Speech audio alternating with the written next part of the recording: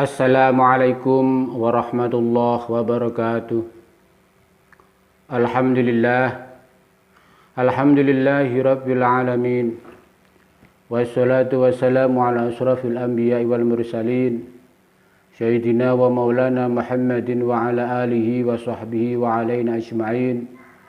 Rabbi syrah li sadri wa yassir li amri wa hlul 'uqdatam min lisani yafqahu qawli, amma ba'd. Hadratul muhtaramin, para alim, para ulama, para kiai, para asatidah, pemirsa yang budiman rahimakumullah. Pada kesempatan ini, marilah kita bersama-sama selalu mengucapkan puja dan puji syukur kita kehadirat Allah Subhanahu wa ta'ala, yang mana pada kesempatan hari ini, pada kesempatan ini kita tetap diberikan nikmat oleh Allah Subhanahu wa ta'ala, terutama nikmat iman dan Islam. Tetap diberikan taufik hidayah dan inayahnya, sehingga kita dapat melaksanakan kewajiban-kewajiban kita, dan mudah-mudahan kewajiban kita dapat diterima oleh Allah Subhanahu wa ta'ala. Pemirsa rahimakumullah, pada kesempatan ini marilah kita belajar bersama mengkaji surat At-Takatsur, surat yang ada di dalam Al-Quran yang sering kita baca dalam saat kita sholat. Ketahuilah bahwa surat At-Takatsur ini adalah surat yang ke-102 di dalam Al-Quran. Surat ini terdiri dari 8 ayat. Mayoritas ulama berpendapat bahwa surat ini adalah termasuk surat Makkiyah, yaitu surat yang diturunkan di kota Mekah. Pemirsa rahimakumullah, dinamakan surat At-Takatsur yang berarti saling bermegah-megahan, saling bermewah-mewahan. Ini diambil dari ayat yang pertama dalam surat ini, karena di dalam surat ayat pertama ini ada arti At-Takatsur, yaitu artinya bermegah-megahan. Surat At-Takatsur ini juga dinamakan surat Al-Hakum. Al-Hakum yang juga diambil dari ayat pertama. Dan juga dinamakan surat Al-Maqrabah yang diambil dari kata Al-Maqabir pada ayat yang kedua. Pemirsa yang budiman rahimakumullah, adapun bunyi ayat atau surat At-Takatsur adalah sebagai berikut. A'udzu billahi minasyaitonir rajim. Bismillahirrahmanirrahim. Alhaakumut takatsur hatta zurtumul maqabir. Kalla sawfa ta'lamun. Tsumma kalla sawfa ta'lamun. Kalla law ta'lamuna ilmal yaqin latarawunnal jahim thumma latarawunnaha 'ainal yaqin thumma latus'alunna yawma idzin 'anil na'im. Yang artinya bermegah-megahan telah melalaikan kamu sampai kamu masuk ke dalam kubur. Janganlah begitu, kelak kamu akan mengetahui akibat perbuatanmu itu. Dan janganlah begitu, kelak kamu akan mengetahui.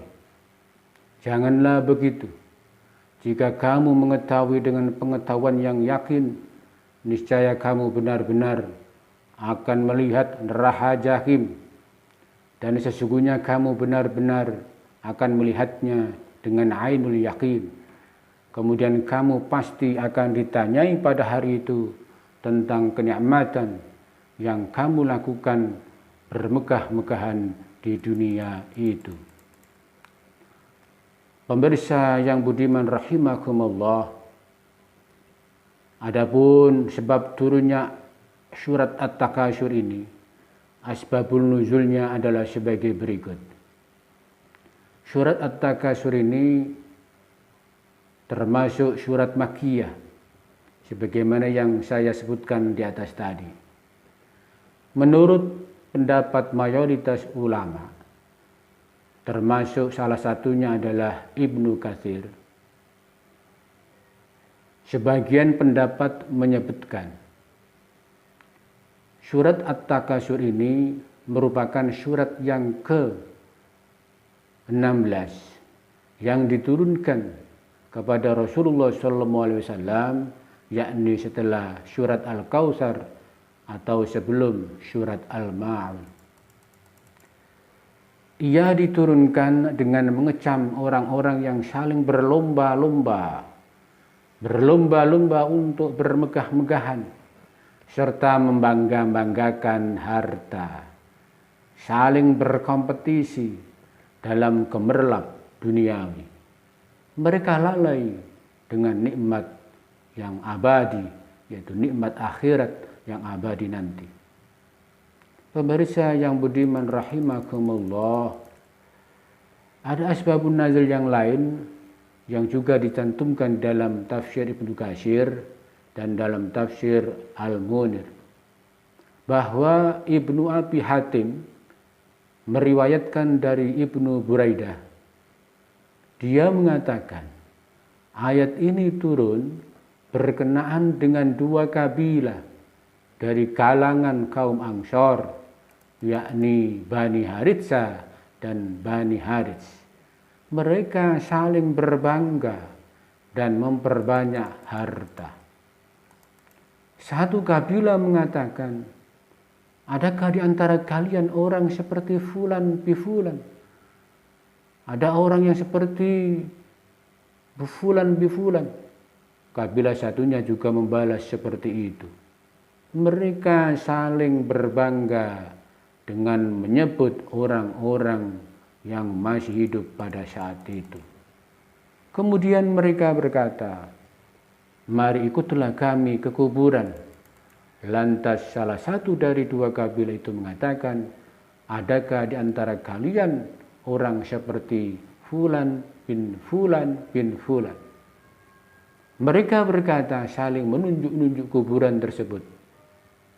Kabilah satunya juga membalas seperti itu. Saling tunjuk-menunjuk, saling membangga-banggakan.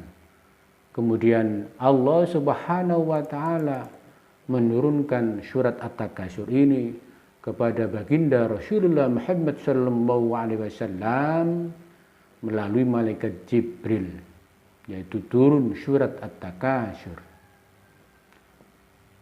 Pemirsa budiman rahimakumullah, jadi surat At-Takatsur ini turun karena adanya kehidupan dua kabilah yang saling membangga-banggakan nenek moyangnya, yang saling bermegah-megahan, berlomba-lomba di dalam harta dan kemegahan.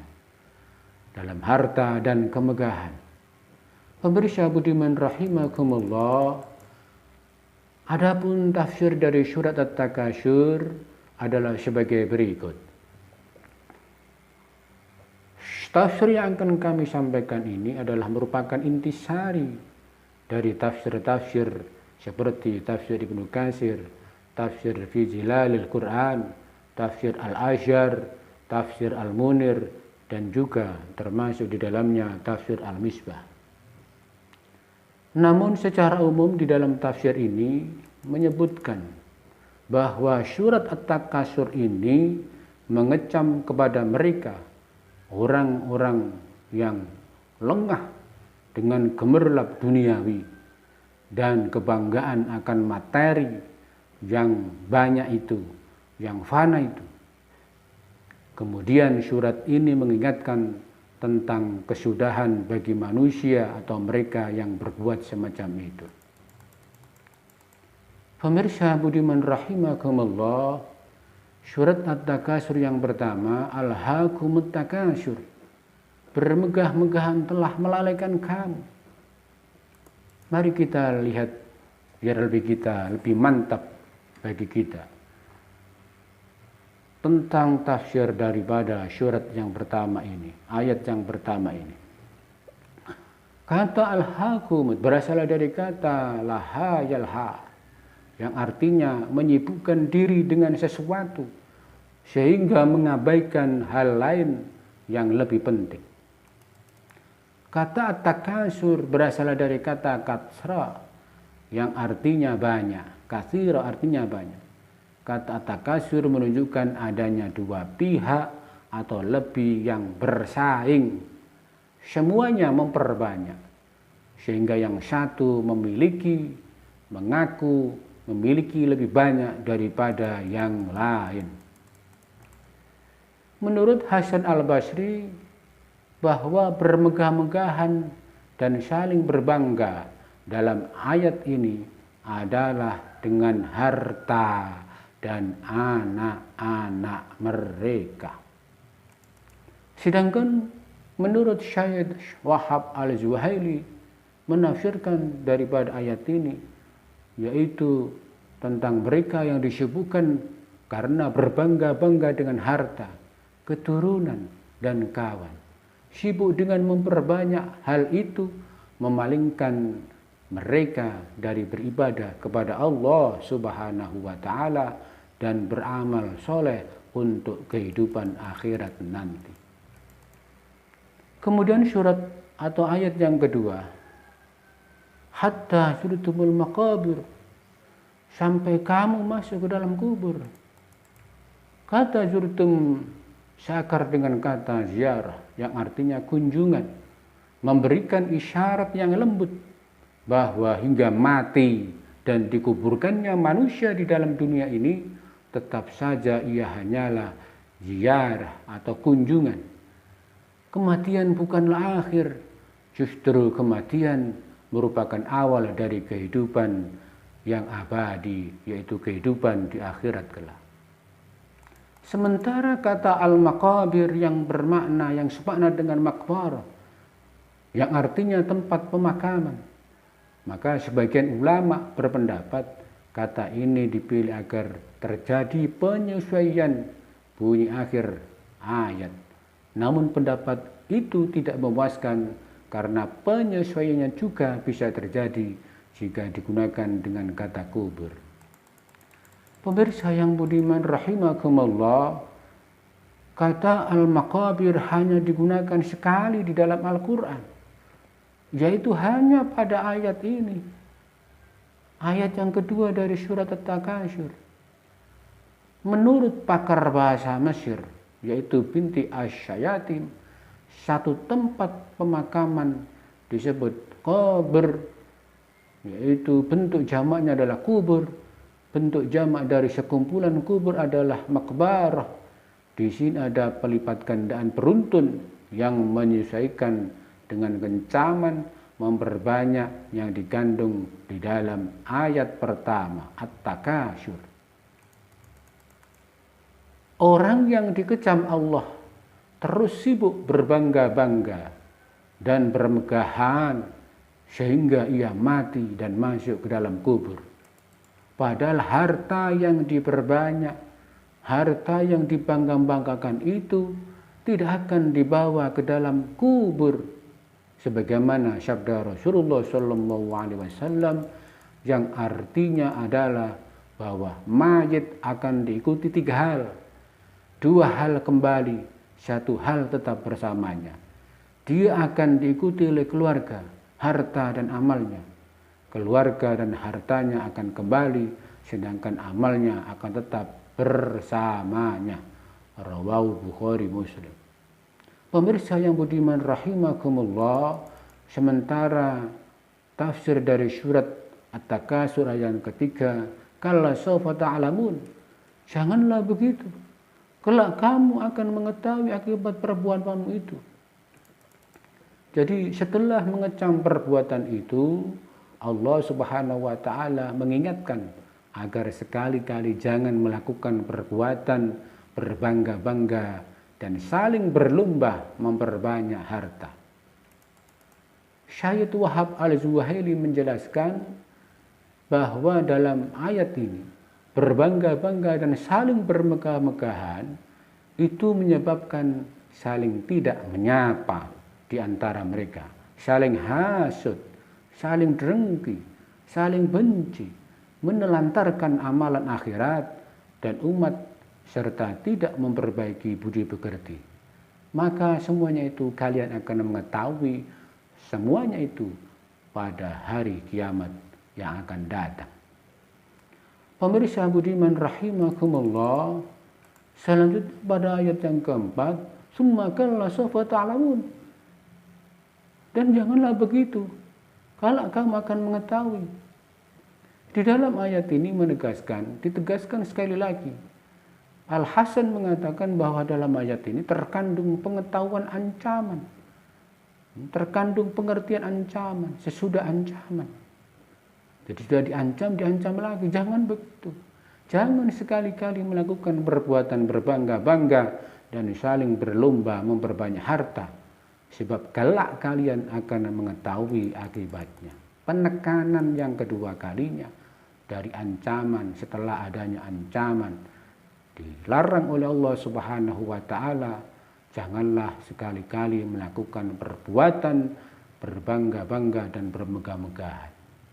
Sementara surat At-Takatsur ayat yang kelima yang bunyinya kalla law ta'lam laul kalla law la ta'lamuna ilmal yaqin. Kalla law ta'lamuna ilmal yaqin. Janganlah begitu jika kamu mengetahui dengan pengetahuan yang yakin. Menurut Syekh Adil Muhammad Khalil dalam Awah Marra At-Tadabbar Al-Quran menjelaskan, ilmu yakin adalah Anda mendengar sesuatu tetapi Anda tidak melihatnya. Itu ilmu yakin. Sedangkan ainul yakin adalah Anda melihat sesuatu dengan mata kepala sendiri. Ibnu Katsir menjelaskan bahwa jika kalian mengetahui dengan pengetahuan yang sebenarnya, niscaya kalian tidak akan terlena dengan memperbanyak harta hingga lupa kepada pahala akhirat sehingga sampai kalian masuk ke dalam kubur. Pemirsa yang budiman rahimakumullah, kemudian surat At-Takatsur ayat yang ke-6, la tarawunnal jahim. Niscaya kamu benar-benar akan melihat neraka jahim. Di sini dalam ayat ini Ibnu Katsir menjelaskan juga bahwa Allah mengancam mereka dengan keadaan saat ahli neraka melihat neraka. Ketika neraka bergolak dengan sekali golak, maka menyungkurlah semua malaikat terdekat karena takut menyaksikan peristiwa yang sangat mencekam dan sangat mengerikan itu. Niscaya kamu benar-benar akan melihat neraka jahim. Allah mengancam kepada mereka yang hidupnya bermegah-megahan saling berlomba dalam harta, kekayaan, dan anak-anak mereka. Sehingga lupa akan kehidupan yang abadi, yaitu kehidupan di akhirat kelak. Kemudian surat At-Takatsur ayat yang ke-7, summa latarawunna ainul yakin. Dan sesungguhnya kamu benar-benar akan melihat dengan ainul yakin. Ditandaskan lagi oleh Allah Subhanahu wa Ta'ala bahwa di sini kata ainul yakin adalah mengetahui secara yakin, yakni karena telah melihat dengan mata kepala sendiri. Saat seseorang dimasukkan ke neraka, saat itu ia benar-benar mengetahui secara yakin bahwa neraka yang selama ini dilelekannya ternyata ada dan siap untuk membakar mereka. Neraka bagi orang-orang kafir adalah tempat tinggal selamanya.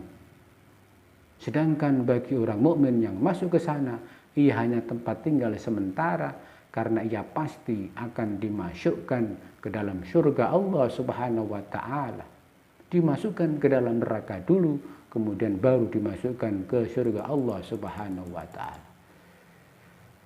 Pemirsa budiman rahimakumullah, kemudian surat At-Takatsur ayat yang 8, Tsumma latus'alunna yauma idzin 'anil na'im.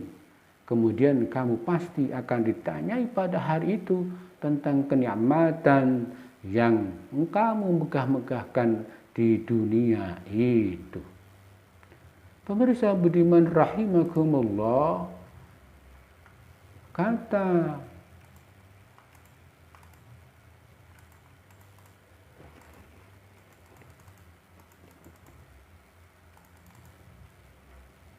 latus alunna yang berasal dari kata sholah, yang digandingkan dengan huruf lam sebagai sumpah dan huruf nun sebagai penekan. Salah sendiri berarti meminta, baik meminta materi maupun meminta informasi. Bahwa semua manusia nanti di akhirat akan ditanya, akan dimintai pertanggungjawaban atas segala nikmat yang terangkum dalam kata na'im. Menurut Hasan al-Basri berkata, dahulu para salafus soleh mengategorikan sarapan pagi seseorang dan makan malamnya sebagai kenikmatan. Lantas bagaimana dengan kita yang makannya 3 kali, memiliki rumah, memiliki kendaraan, memiliki HP, dan beragam kenikmatan lainnya? Kalian benar-benar akan dimintai pertanggungjawaban di hari itu tentang mensyukuri nikmat-nikmat yang telah diberikan oleh Allah kepada kalian. Kata Ibnu Katsir ketika menjelaskan ayat yang ke-8 ini adalah seperti kesehatan, seperti keamanan, rezeki dan lain sebagainya. Apakah kalian telah bersyukur kepada Allah Subhanahu wa taala sehingga kalian beribadah kepada Allah Subhanahu wa taala? Bahkan menurut Syekh Qutb dalam tafsir fi Zilalil Quran menjelaskan lebih rinci. Bagaimana penjelasan Syekh Qutb di dalam tafsir ini? Sungguh kalian akan ditanya tentang nikmat-nikmat itu. Ya, dari mana kalian peroleh? Kemana kalian belanjakan? Apakah kalian peroleh melalui ketaatan dan kalian gunakan untuk ketaatan? Ataukah kalian peroleh melalui kemaksiatan lalu kalian gunakan untuk kemaksiatan pula? Apakah kalian peroleh secara halal dan kalian gunakan untuk yang halal? Atau kalian peroleh secara haram dan kalian gunakan untuk yang haram? Dan apakah kalian mensyukurinya? Apa kalian tunaikan kewajibannya? Apakah kalian gunakan juga untuk kepentingan masyarakat? Atau kalian nikmati sendiri? Menurut Syekh Qutb di dalam tafsir Al-Zilahil Quran. Pemirsa budiman rahimakumullah, demikianlah tafsir dari surat At-Takasur mulai dari ayat yang pertama sampai dengan ayat ke-8. Intinya adalah bahwa Allah Subhanahu wa taala sangat melarang kita sebagai hambanya untuk hidup saling berlomba-lomba, saling bermegah-megahan, saling menunjukkan harta kekayaannya satu sama lain sehingga terjadi perselisihan di antara kita.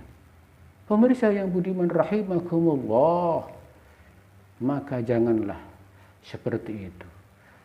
Bermegah-megahan, berlomba-lomba di dalam harta, di dalam kekayaan, di dalam anak dan lain sebagainya. Itu akan melalaikan kita ke dalam kehidupan yang abadi, yaitu kehidupan akhirat kelak. Pemirsa budiman rahimakumullah, demikianlah yang bisa saya sampaikan. Mudah-mudahan dengan mengkaji surat At-Takasur ini, kita akan selalu bisa menjaga diri kita dari perbuatan hal yang dilarang oleh Allah Subhanahu wa taala. Karena apa? Seluruh perbuatan, seluruh nikmat, harta, kesehatan dan lain-lain sebagainya yang kita miliki di dunia ini nantinya di akhirat akan dimintai pertanggungjawaban oleh Allah Subhanahu wa taala. Semoga kita bisa mempertanggungjawabkan nikmat yang telah diberikan kepada kita semuanya. Demikian yang bisa saya sampaikan. Mudah-mudahan bermanfaat bagi kita semua. Dan saya akhiri. Allahumma afiq ila aqwamit thariq ihdinas siratal mustaqim. Wassalamualaikum warahmatullahi wabarakatuh.